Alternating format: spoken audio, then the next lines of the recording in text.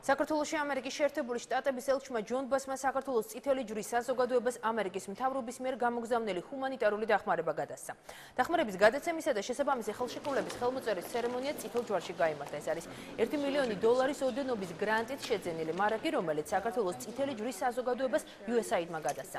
დახმარების გადაცემის ცერემონიას დაესწრო შინაგან საქმეთა სამინისტროს საგანგებო სიტუაციების მართვის დეპარტამენტის დირექტორი ირაკლი ქადაგიძე და ამერიკის შეერთებული შტატების თავდაცვის სამინისტროს წარმომადგენელი.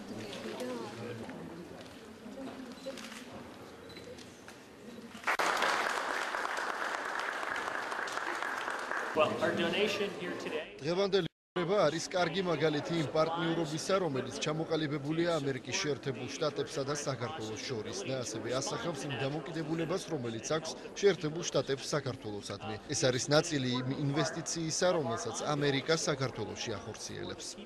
ნებისმიერი კატასტროფის თუ კონფლიქტის დროს როდესაც უკვე გაქვს საწყობში რაღაცა მარაგი და მომენტალურად ხმარობს, სანამ დაუშვათ ქვეყნის გარედან ან ქვეყნის შიგნით სხვა ადგილებში მოიპოვებენ დახმარებას, ეს არის ყველაზე უფრო ქმედითი დახმარება.